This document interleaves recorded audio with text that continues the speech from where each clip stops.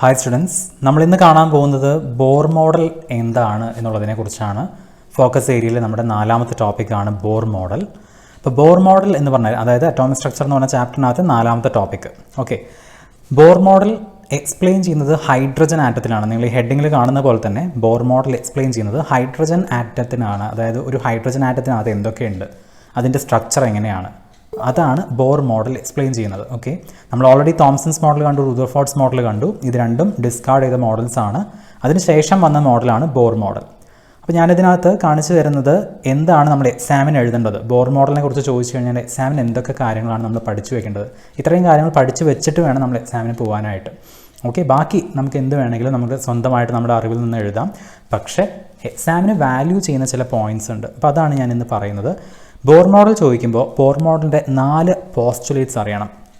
അതായത് Bohr model ഉണ്ടാവാൻ കാരണമായിട്ടുള്ള 4 theories, 4 കാര്യങ്ങൾ എന്തൊക്കെയാണ്. അതിൽ ഒന്നാമത്തെ കാര്യമാണ് the electron in the hydrogen atom can move around the nucleus in a circular path of fixed radius and energy.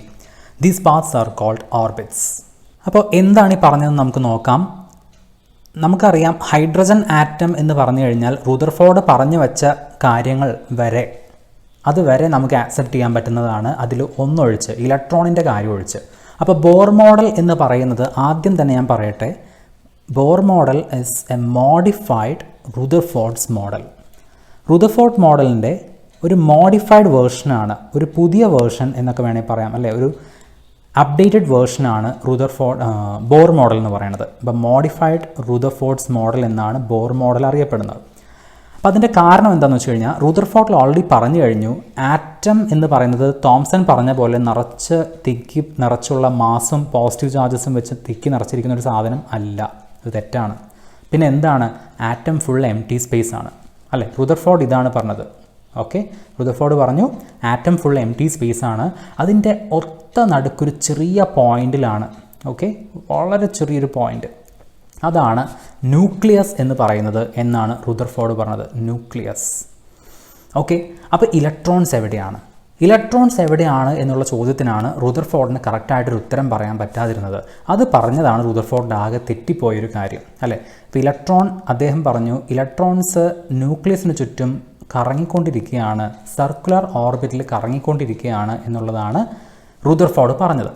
അപ്പോൾ ഇതൊരിക്കലും പോസിബിൾ അല്ല എന്നുള്ളതാണ്. അതായത് ഇലക്ട്രോണിൻ്റെ കാര്യം ഒഴിച്ച്, അതായത് ന്യൂക്ലിയസ് എന്നുള്ളത് ശരിയാണ്, പക്ഷേ ഇലക്ട്രോണിൻ്റെ കാര്യം ഒരിക്കലും പോസിബിൾ അല്ല എന്നാണ് പിന്നീട് വന്ന സയൻറ്റിസ്റ്റ് പറഞ്ഞത്. അതുകൊണ്ടാണ് റുദർഫോർഡ് മോഡൽ കംപ്ലീറ്റ് നമ്മൾ ഡിസ്കാർഡ് ചെയ്തത്. അപ്പോൾ അതിനുശേഷം വന്ന മോഡലാണ് ബോർ മോഡൽ എന്നുണ്ടെങ്കിലും ബോർ മോഡൽ എന്താണ്, ഒരു മോഡിഫൈഡ് റുദർഫോർഡ്സ് മോഡലാണ്. Modified Rutherford's model.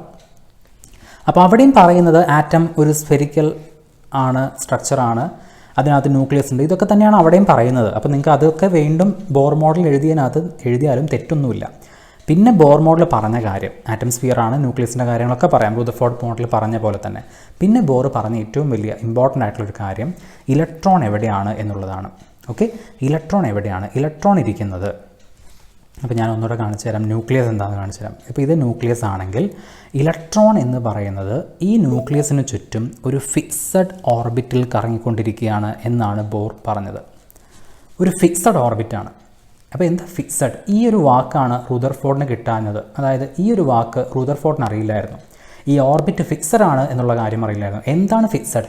ആ ഓർബിറ്റിൻ്റെ എനർജി ഫിക്സഡ് ആണ്. പൊസിഷൻ ഫിക്സഡ് ആണ്, അതൊരിക്കലും മാറുന്നതല്ല. ആ ഓർബിറ്റ് എപ്പോഴും ഫിക്സഡ് ആണ്.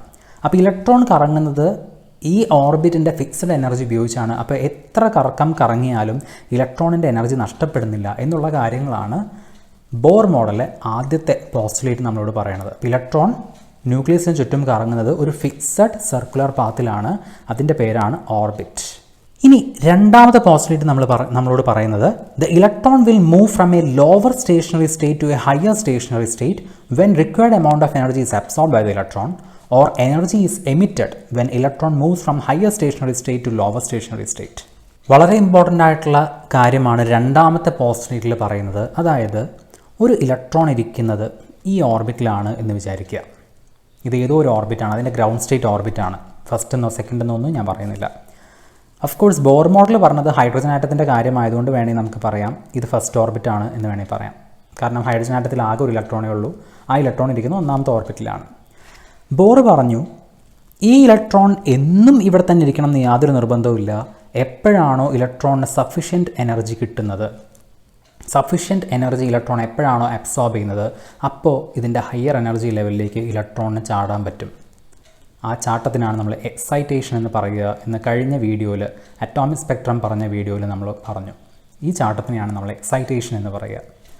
അങ്ങനെ ഇനിയും എനർജി കിട്ടിക്കഴിഞ്ഞാൽ ഇനിയും അടുത്ത ഹയർ ഓർബിറ്റിലേക്ക് അവന് ചാടാൻ പറ്റും. അപ്പോൾ എത്ര എനർജിയാണോ അവൻ അബ്സോർബ് ചെയ്യുന്നത് അതിനനുസരിച്ചുള്ള ഓർബിറ്റിലേക്ക്, ഹയർ എനർജി ഓർബിറ്റുകളിലേക്ക് അവന് ചാടാൻ പറ്റും, എക്സൈറ്റ് ചെയ്യാൻ പറ്റും എന്നുള്ളതാണ് ബോർ മോഡൽ പറയുന്നത്. തീർന്നില്ല. രണ്ടാമത്തെ കാര്യം, അതിനകത്ത് ഒരു കാര്യം കൂടെ പറയുന്നുണ്ട്. ഈ ഇലക്ട്രോൺ, ഇങ്ങനെ എക്സൈറ്റഡ് ആയിരിക്കുന്ന ഇലക്ട്രോൺ എപ്പോഴും അവിടെ തന്നെ പെർമനൻ്റ് ആവണമെന്ന് നിർബന്ധമില്ല. അതിന് വേണമെങ്കിൽ അതിന് കിട്ടിയ എനർജി തിരിച്ച് റിലീസ് ചെയ്തതുകൊണ്ട് അതിന് താഴെയുള്ള ഓർബിറ്റിലേക്ക് തിരിച്ചു വരാനും സാധിക്കും. വേണമെങ്കിൽ രണ്ടാമത്തേലേക്ക് തിരിച്ചു വരാം, അല്ലെങ്കിൽ മൂന്നാമത്തേലേക്ക് തിരിച്ചു വരാം, ഒന്നാമത്തേലേക്ക് തിരിച്ചു വരാം, എങ്ങനെ വേണമെങ്കിൽ ചെയ്യാം.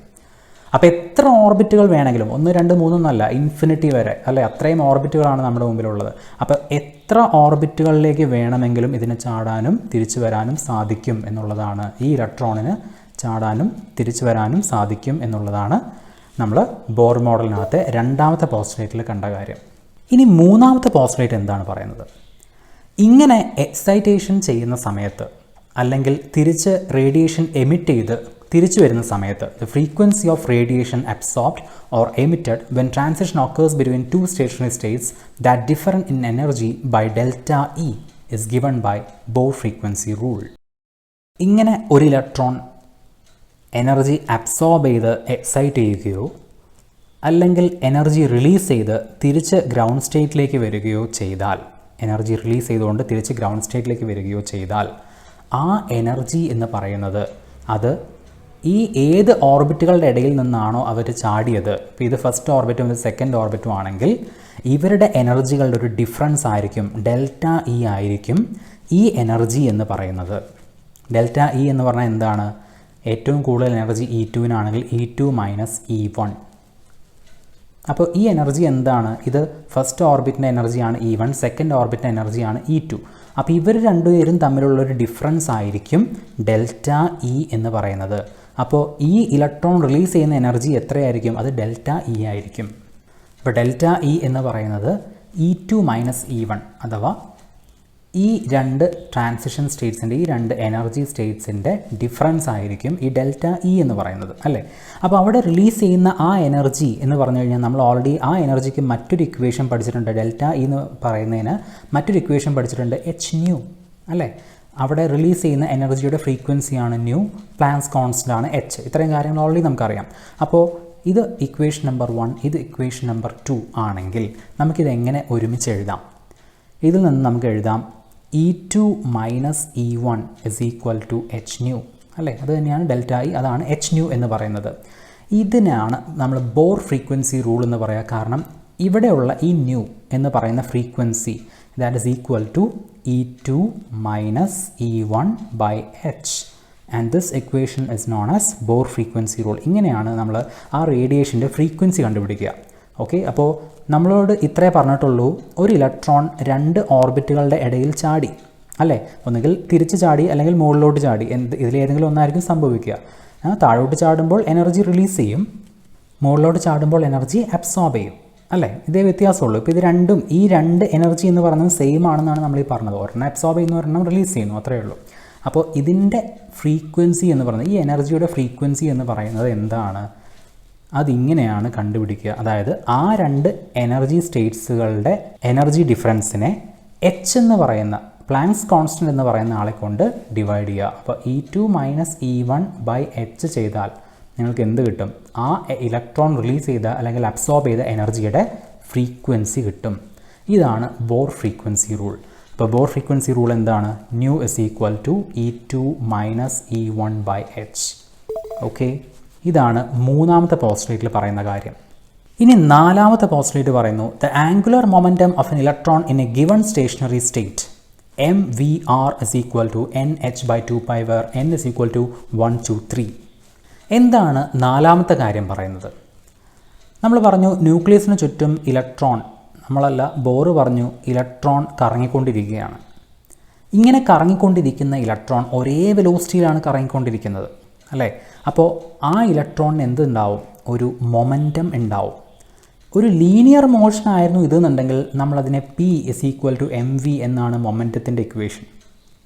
നമ്മൾ ഫിസിക്സ് പഠിച്ചതായതുകൊണ്ട് നമുക്ക് എല്ലാവർക്കും അറിയാം മൊമെൻറ്റം എന്ന് പറയുന്നതിൻ്റെ ഇക്വേഷൻ എന്താണ്? P = mv. എല്ലാവർക്കും അറിയാം. കാരണം ഒരു യൂണിഫോം മോഷനിലുള്ള ആൾക്ക്, ആക്സിലറേറ്റഡ് അല്ലാത്ത മോഷനിലുള്ള ആൾക്ക് ഉണ്ടാക്കാൻ പറ്റുന്ന മാക്സിമം ഇമ്പാക്റ്റ്, അതിനെയാണ് മൊമെൻറ്റം എന്ന് പറയുന്നത്. അപ്പോൾ അതിൻ്റെ ഇക്വേഷൻ mv ആണ്. പക്ഷേ ഒരു സർക്കുലർ മോഷനിൽ അതെങ്ങനെ കണ്ടുപിടിക്കും?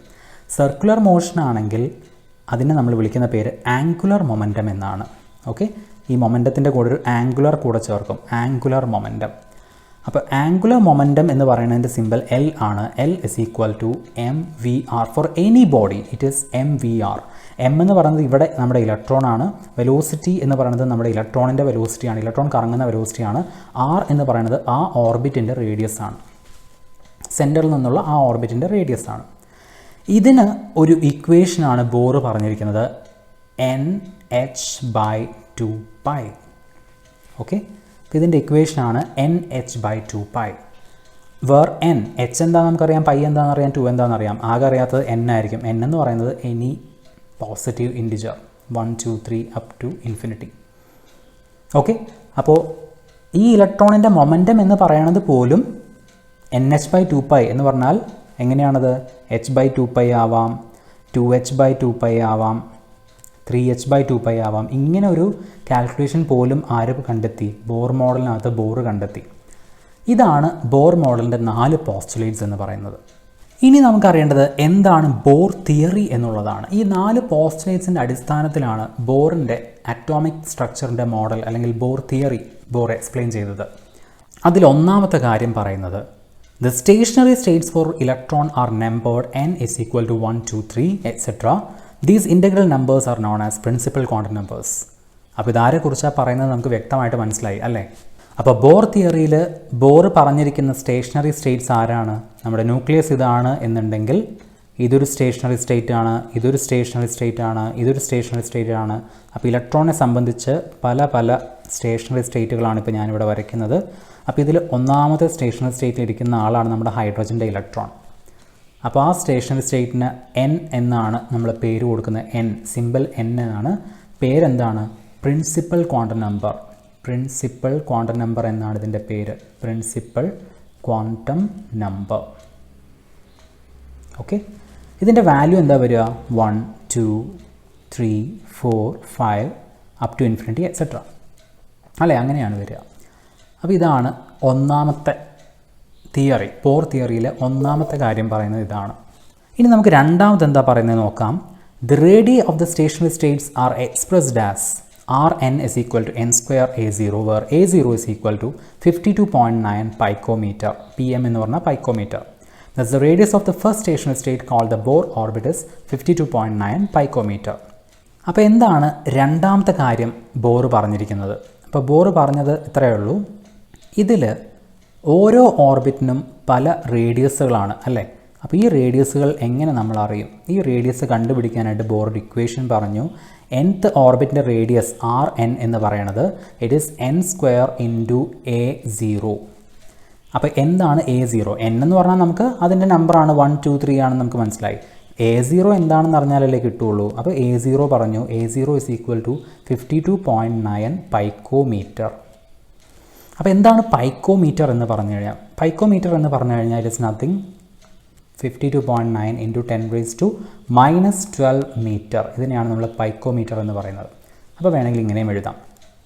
ഓക്കെ, അപ്പോൾ Rn അല്ലെങ്കിൽ റേഡിയസ് ഓഫ് nth ഓർബിറ്റ് എന്ന് പറയുന്നതിൻ്റെ ഇക്വേഷൻ n² A0. അപ്പോൾ നമ്മളോട് ചോദിക്കുകയാണ് ഫസ്റ്റ് ഓർബിറ്റിൻ്റെ റേഡിയസ് എത്രയാണ് എന്ന് ചോദിച്ചാൽ അത് എത്രയായിരിക്കും? Rn is equal to A0 തന്നെയായിരിക്കും. കാരണം n എന്ന് പറയുന്നത് 1 ആണെങ്കിൽ n² എന്ന് പറയുന്നത് 1 തന്നെയായിരിക്കും. സോ ഫസ്റ്റ് ഓർബിറ്റിൻ്റെ റേഡിയസ് എന്ന് പറയുന്നത് Rn is equal to A0 that is equal to 52.9 picometer. അപ്പോൾ ഫസ്റ്റ് ഓർബിറ്റിൻ്റെ റേഡിയസ് ആണ് ഈ 52.9 picometer എന്ന് പറയുന്നത്. ഇനി ബോർ തിയറിയിൽ പറയുന്ന അടുത്ത കാര്യം ആ ഓർബിറ്റിൻ്റെ എനർജിക്ക് ഒരു ഇക്വേഷനാണ്. En is equal to -RH into 1/n². അവിടെയും RH എന്ന് പറയുന്നത് റിഡ്ബർഗ് കോൺസ്റ്റൻറ്റ്. അതിൻ്റെ വാല്യൂ ആണ് 2.18 ഇൻറ്റു 10⁻⁻18 ജൂൾ. ഇനി അടുത്ത കാര്യം പറയുന്നത്, ഇതിപ്പോൾ ഹൈഡ്രജൻ്റെ ഓർബിറ്റ് ആയതുകൊണ്ടല്ലേ ഇങ്ങനെ എനർജി പറയാൻ പറ്റിയത്, മറ്റൊരു ആറ്റത്തിൻ്റെ ഓർബിറ്റ് ആണെങ്കിൽ അതിൻ്റെ എനർജി എങ്ങനെ പറയും എന്ന് ചോദിച്ചപ്പോൾ ബോർ പറയുന്ന നാലാമത്തെ കാര്യം, അതേ ഇക്വേഷൻ തന്നെ എടുക്കുക, അതിലൊരു z² കൊണ്ട് മൾട്ടിപ്ലൈ ചെയ്യുക. ഓക്കെ, ആ same equation -RH into 1/n² എന്ന് പറയുന്ന സെയിം ഇക്വേഷൻ എടുക്കുക. അവിടെ RH പകരം വാല്യൂ കൊടുത്തു എന്ന് മാത്രമേ ഉള്ളൂ, അത് RH തന്നെയാണ്. എന്നിട്ട് അതിനെ z² കൊണ്ട് മൾട്ടിപ്ലൈ ചെയ്യുക. അപ്പോൾ അത് z²/n² ജൂൾ എന്നായിട്ട് മാറും. അപ്പോൾ എന്താണ് z എന്ന് പറഞ്ഞു കഴിഞ്ഞാൽ, എല്ലാവർക്കും അറിയാം z എന്ന് പറഞ്ഞു കഴിഞ്ഞാൽ അറ്റോമിക് നമ്പറാണ്. അപ്പോൾ ഹൈഡ്രജൻ ആണെങ്കിൽ അത് 1 ആണ് വരിക. അതാണ് മുമ്പത്തെ ഇക്വേഷനിൽ അവിടെ 1 കിടക്കുന്നത്, z² സ്ഥാനത്ത് 1 കിടക്കുന്നത്. ഇപ്പോൾ ഹൈഡ്രജൻ അല്ല എന്നുണ്ടെങ്കിൽ ആ ആറ്റത്തിൻ്റെ അറ്റോമിക് നമ്പർ എത്രയാണോ അത് കൊടുക്കണം. ഇപ്പോൾ ഹീലിയം ആണെങ്കിൽ 2 കൊടുക്കണം, ലിഥിയം ആണെങ്കിൽ 3 കൊടുക്കണം. അങ്ങനെ ആരാണോ ആറ്റം നിങ്ങൾ സെലക്ട് ചെയ്യുന്നത് അയാളുടെ അറ്റോമിക് നമ്പറാണ് അവിടെ അതിൻ്റെ സ്ക്വയർ ആയിട്ട് കൊടുക്കേണ്ടത്. അപ്പോൾ അങ്ങനെ ഒരു ഇക്വേഷനും ബോർ തിയറിക്കകത്ത് നാലാമത്തെ ആയിട്ട് നമ്മളോട് പറഞ്ഞു. ഇനി അഞ്ചാമത്തെ കാര്യം പറഞ്ഞിരിക്കുന്നത്, the radius of the nth orbit of hydrogen like species. ഇതേപോലെ റേഡിയസ് കണ്ടുപിടിക്കാൻ എന്ത് ചെയ്യും, മറ്റൊരു ആറ്റത്തിൻ്റെ റേഡിയസ്, ഓർബിറ്റിൻ്റെ റേഡിയസ്, ഏതെങ്കിലും ഒരു ഓർബിറ്റിൻ്റെ റേഡിയസ് കണ്ടുപിടിക്കാൻ എന്ത് ചെയ്യും എന്ന് ചോദിക്കുമ്പോൾ അതും നമ്മളോട് പറഞ്ഞു തരികയാണ്, n²a0/z. അതായത് നേരത്തെ ഇക്വേഷൻ എന്തായിരുന്നു, a0n² അല്ലെങ്കിൽ n²a0 എന്നുള്ളതായിരുന്നു അല്ലേ. അതിനെ ഒരു z കൊണ്ട് ഡിവൈഡ് ചെയ്യുക. അപ്പോൾ ആ ആറ്റം ആരാണോ ആ ആറ്റത്തിൻ്റെ അറ്റോമിക് നമ്പർ കൊണ്ട് അതിനെ ഡിവൈഡ് ചെയ്യുക, ആ ഇക്വേഷനെ ഡിവൈഡ് ചെയ്യുക. അപ്പോൾ നിങ്ങൾക്ക് കിട്ടുന്നത് ആ ഓർബിറ്റിൻ്റെ റേഡിയസ് ആയിരിക്കും. അപ്പോൾ വേറെ ഒന്നും വ്യത്യാസമില്ല. എനർജി ആണെങ്കിൽ z² കൊണ്ട് മൾട്ടിപ്ലൈ ചെയ്യുക, മറ്റൊരു ആറ്റം ആണെങ്കിൽ. ഹൈഡ്രജൻ ആണെങ്കിൽ ഒന്നും ചെയ്യാനില്ല, സെയിം ഇക്വേഷൻ. അപ്പോൾ നിങ്ങൾ ഈ 2 ഇക്വേഷൻസ് മാത്രം പഠിച്ചാൽ മതി. എനർജി ആണെങ്കിൽ ഇതിൻ്റെ ഒപ്പം z² മൾട്ടിപ്ലൈ ചെയ്യുക, ഇതേപോലെ. ഇനി റേഡിയസ് ആണെങ്കിൽ ഇതിനെ z കൊണ്ട് ഡിവൈഡ് ചെയ്യുക, ഇതേപോലെ. Okay, yes. അപ്പോൾ ഇനി ഇത്രയും കാര്യങ്ങൾ കൃത്യമായി പറഞ്ഞിട്ടും ബോർ മോഡലിന് കുറേ തെറ്റുകൾ പറ്റി. അത് എണ്ണി പറഞ്ഞാൽ ഏകദേശം 7 തെറ്റുകളുണ്ട്. അപ്പോൾ ഇനി ലാസ്റ്റ് നിങ്ങൾ എക്സാമിന് എഴുതേണ്ട പോയിൻറ്റ്സ് ആണ് limitations of Bohr model. Bohr മോഡലിൻ്റെ ലിമിറ്റേഷൻസ് എന്തൊക്കെയാണ്? 1, 2 അല്ല, 7 ലിമിറ്റേഷനാണുള്ളത്. ഒന്നാമത്തെ കാര്യം, it could not explain the spectrum of atoms other than hydrogen. അത് നമുക്ക് ഒബ്വിയസ് ആയിട്ട് അറിയാവുന്ന കാര്യമാണ് അല്ലേ. Bohr model for hydrogen atom എന്നാണ് ഹെഡിങ്ങിൽ തന്നെ കിടക്കണേ. ഇത് കേട്ട് കഴിഞ്ഞാൽ ആർക്കായാലും ഒരു സംശയം തോന്നുന്നു, അപ്പോൾ ബാക്കിയുള്ള ആറ്റംസിന് എന്താ ബോർ പറയാത്തത്? അത് തന്നെയാണ് അതിൻ്റെ ഫസ്റ്റ് ഡിമെറിറ്റ്. ഹൈഡ്രജൻ്റെ സ്പെക്ട്രം എന്താണെന്ന് പറയാനേ പറ്റുള്ളൂ, മറ്റുള്ളവരുടെ സ്പെക്ട്രം പറയാൻ പറ്റിയില്ല. അപ്പം നമ്മൾ വിചാരിക്കും ഹൈഡ്രജൻ്റെ സ്പെക്ട്രം കംപ്ലീറ്റ് ആയിട്ട് പറഞ്ഞു എന്ന്. ഇല്ല. രണ്ടാമത്തെ പോയിന്റ് നോക്കി, it could not explain the spectrum of hydrogen completely. അത് തന്നെ മുഴുവൻ പറയാൻ പറ്റിയിട്ടില്ല. മൂന്നാമത്തെ കാര്യം, it could not explain Zeeman effect. നാലാമത്തെ കാര്യം, it could not explain Stark effect. അപ്പോൾ എന്താണ് സീമാൻ ഇഫക്റ്റും സ്റ്റാർക്ക് ഇഫക്റ്റും? നമുക്ക് പെട്ടെന്നൊന്ന് നോക്കാം. സീമാൻ ഇഫക്റ്റ് എന്താണെന്ന് ആദ്യം നോക്കാം. ഇത് രണ്ടും ഏകദേശം ഒരേപോലെയുള്ള 2 ഇഫക്റ്റുകളാണ്, സീമാൻ ഇഫക്റ്റും സ്റ്റാർക്ക് ഇഫക്റ്റും. ഒരിക്കലും മറക്കരുത്, സീമാൻ ഇഫക്റ്റ് എന്ന് പറഞ്ഞു കഴിഞ്ഞാൽ ഇതാലോചിക്കുക, മാൻ മാഗ്നറ്റിക് ഫീൽഡ്, അങ്ങനെ ഓർത്ത് വയ്ക്കുക. മാൻ മാഗ്നറ്റിക് ഫീൽഡ്, മാൻ മാഗ്നറ്റിക്, അങ്ങനെ ഒരു പ്രാസം വെച്ച് ഓർത്ത് വയ്ക്കുക. സംഭവം ഇത്രയേ ഉള്ളൂ. ഒരു ഹൈഡ്രജൻ ആറ്റത്തിൻ്റെ സ്പെക്ട്രം എടുത്തപ്പോൾ നമുക്ക് അതിനകത്ത് ഇത്രയും ലൈൻസ് കിട്ടിയെന്ന് വിചാരിക്കുക. ഇതിപ്പോൾ എത്ര ഉണ്ട്? 1 2 3 4 5 6 7 അല്ലേ, 8 ലൈൻസ് ഉണ്ട്. അപ്പോൾ ഈ 8 ലൈൻസ് വെച്ചാണ് നിങ്ങൾക്കൊരു സ്പെക്ട്രം, ഹൈഡ്രജൻ ആറ്റത്തിൻ്റെ ഒരു സ്പെക്ട്രം നിങ്ങൾക്ക് കിട്ടിയത് എന്ന് വിചാരിക്കുക. നിങ്ങൾ ഈ ഹൈഡ്രജൻ ആറ്റത്തിന് ഒരു മാഗ്നറ്റിക് ഫീൽഡിലൂടെ കടത്തിവിടുകയാണെങ്കിൽ, അതായത് ഈ ഹൈഡ്രജൻ ആറ്റം നിങ്ങളൊരു മാഗ്നറ്റിക് ഫീൽഡിൽ വെച്ചിട്ടാണ് ഈ സ്പെക്ട്രം എടുക്കുന്നതെന്നുണ്ടെങ്കിൽ 8ന് പകരം ചിലപ്പോൾ നിങ്ങൾക്ക് 16 ലൈൻസ് ഉണ്ടാവും. ഞാൻ വളരെ സിമ്പിളായിട്ട് പറയുകയാണ്, എക്സാക്റ്റ് സയൻറ്റിഫിക് എക്സ്പ്ലനേഷൻ ഒന്നുമല്ല പറയണേ. പക്ഷേ അതിന് പകരം നിങ്ങൾക്ക് ഈ 8 ലൈൻസിന് പകരം ചിലപ്പോൾ നിങ്ങൾക്ക് ഒരു 16 ലൈൻസ് കിട്ടിയെന്ന് വരും, അല്ലെങ്കിൽ 20 ലൈൻസ് കിട്ടിയെന്ന് വരും. എന്ന് പറഞ്ഞാൽ ദർ ഇസ് എ സ്പ്ലിറ്റിംഗ്.